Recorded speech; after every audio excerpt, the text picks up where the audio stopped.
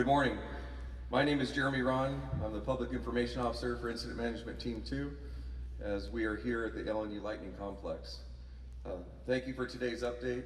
I just wanted to cover a couple things before we get into the specifics within this incident.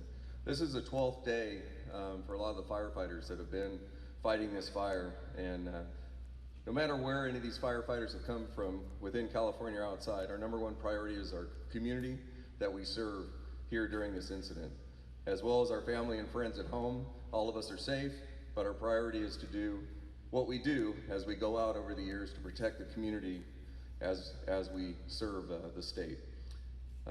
Specifically to the 83,000 people that are evacuated, we are all working together with law enforcement to work as quickly as we can to get you home, and that is a priority. As we start to repopulate different areas, please, as we've discussed, stay out of the areas as we bring people back home. It's their time to come back to their properties after a wildfire and make sure that things are safe, and please give them that time. Additionally, our area 24-hour phone number is 707-967-4207 if you want to call 24 hours a day. Then also, as an update, we will provide our next press update on Monday at 11 a.m. here in this building, as we've been doing every day. And now I'd like to turn it over for an operational update from Chief Waters.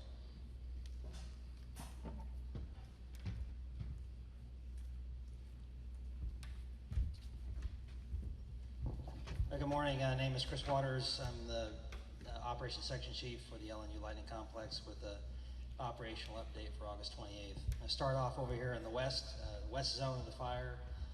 Wallbridge Fire, it's a very tough place to work. We're beginning to make some steady progress, especially up here on the north and the east side, and moving down into the south towards Guerneville. We have engines, hand crews, dozers, and every other resource that we can find to try and start connecting the dots and finishing this thing up. Made good progress. There is some piece of line here above Guerneville that we're going to be putting hand crews on today. Fire's actually almost gone out, but we're going to be trying to secure that and start closing this thing off. Moving over to the highest priority of the fire, which is up here in the area between Middletown and Calistoga. Highest priority because it's the last small section of line that we have to close off. Again, very tough terrain, very difficult place to work. Crews are making progress, but over the last 3 days, we've slowly started to work our way down south to try to close the thing off and get her done. As we move up north of Middletown and getting over the north side of the fire, we have line that secures the fire all the way up to where the fire turns towards Cache Creek. Down in Cache Creek, where Highway 16 comes into Capay Valley, the fire actually crossed the road and has moved up the hillside. Fire is hung up in Colusa County, right above Highway 16, and we have resources, dozers, engines, and hand crews in there right now trying to get that thing cut off. Moving down the east side of the fire, mop up and patrol down to Winters, and then from Winters to Vallejo. We continue to do safing operations and patrol, calls for service, and trying to support repopulation activities. From Vacaville up to Highway 128, repopulation activities and work on infrastructure and other support activities continue, and we're also doing mop-up and patrol. And same thing from 128 up to the area that we talked about as our highest priority. We're starting to repopulate folks back to their communities and continuing to do safing operations and getting infrastructure back in place. Thank you. Thank you, Chief. Now I'd like to invite up our law enforcement partners, Sheriff Mark Essick, Under Sheriff John Crawford, and Captain John Lenko.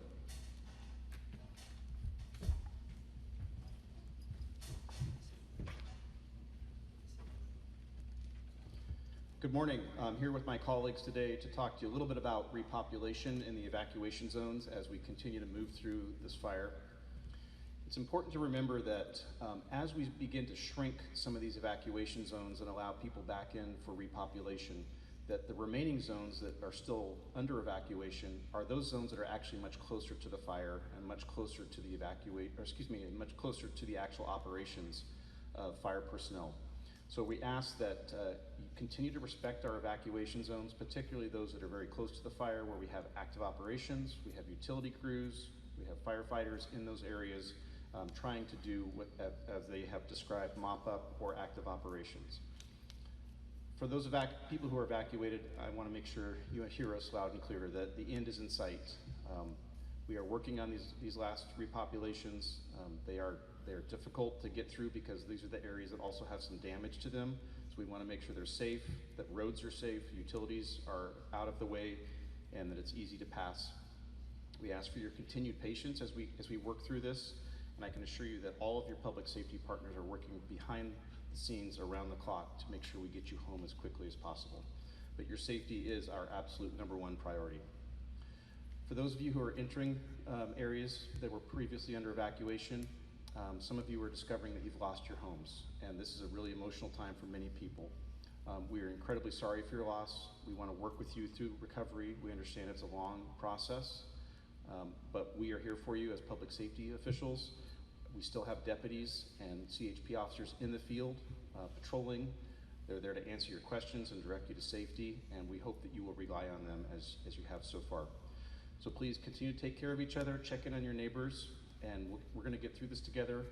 We are very strong in the North Bay, and I've seen amazing work come together as people helping people and neighbor helping neighbor, and through those efforts, we're going to continue to move into recovery. Thank you.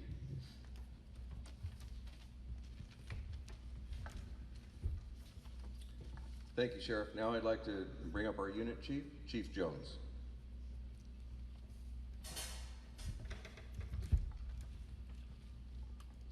Good morning, and thank you for watching this morning. As you've heard, our incident continues to be very dynamic. We are today the 3rd largest fire, and our partners to the south, Santa Clara, are the 2nd largest. We're both very close in acreage, and both incidents are progressing. But this incident, we have a long way to go. We're doing really good on some repopulation in certain areas, but we're still actively fighting fire elsewhere. We're 35% contained. Ongoing, we have damage inspection groups going out and checking on structures to determine whether or not your home is been destroyed or damaged or saved. That continues, but it's only continuing where they can safely get in to make that determination, as we do have active fire throughout the incident. All of the first responders continue to work very hard to get you home as quickly as possible. But this is a very large incident, and we need your patience. After the fire's out, and after this team is gone, there's still gonna be smokes well interior to the incident. There's gonna be a lot of work. We do need your patience. There's lots to do. There's trees down, the roads are blocked, there's hazards that have to be mitigated. The utility infrastructure has to be restored to your home, even in areas where potentially your home is saved. There's a lot to do. I ask for, when you do get back into your home area and your neighborhoods, that you be diligent about your safety and the safety of others. There's a lot of traffic, a lot of emergency workers in the area, and that's going to continue for quite some time. Once you are back home, I ask that you go to readyforwildfire.org. There is a instruction sheet on things, or a checklist of things that to check on your home to get back in and to make sure you're safe. I also want to talk to you about defensible space.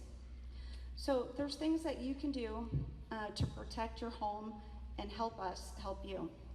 Providing the defensible space around your home within 100 feet, clearing the dead vegetation around your home, cleaning your gutters, providing vertical distancing of vegetation, that all helps us to protect your home when we're in there fighting a fire. So I ask you to go to readyforwildfire.org, and it'll show you with 100 feet what that looks like for your home. I also urge you, if you are going to be doing defensible space, to please do not do any cutting of any sort that was going to cause a spark anytime before 10 or after 10 a.m. or on a windy day. So please check that. I just ask that you please do your part to help us, and also I want to thank you for all of your support and for your patience as we work through this. It's taking a long time. It's a very large fire. In perspective, the entire state has burned since August 15th over 1.6 million acres. To equate that, that is the state of Delaware. So the resources have been stretched thin, but they are doing an amazing job. Your local folks in all of our communities here have been working tirelessly to help you and to get you back home. So thank you very much.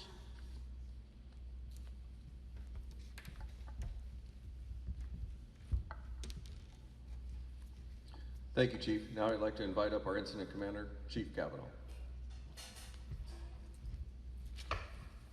Well, good morning, and thank you for joining us once again this morning for an update on the LNU Lightning Complex here on, I believe it is Friday. The fire currently this morning is sitting at, the entire complex incident sitting at 371,249 acres at 35% containment. The Hennessy fire over in Napa and Lake counties right now, Solano is sitting at 313,536 acres with 33% containment. The Walbridge fire over in Sonoma County is at 55,353 acres with 25% containment, and the Myers fire is sitting at 98% containment. We haven't had a lot of fire growth in the last 24 hours, which is good for us and good for the troops out on the ground as we continue to put lines in around the entire complex. As far as personnel assigned, we still have 299 engines this morning, 68 water tenders, 17 helicopters, 38 crews, and 70 dozers for a total personnel of 2,670 personnel that are assigned. Yesterday, the past 24 hours, the word of the day has been repopulation. I believe rough estimate in the last 24 hours, we've repopulated 7,000 citizens and back into their homes around the entire complex.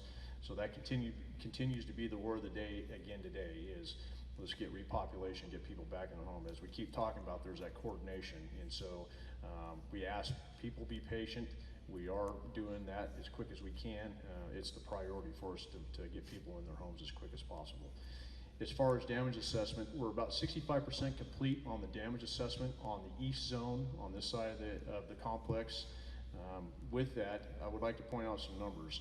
Within the fire zone, just on the east zone, there's been 2,507 residents within the fire zone itself that were non-damaged. I think that's a positive. And then over on the west zone, we're about 55% complete on the assessment, and there's been 253 homes within the fire perimeter that are non-damaged as well.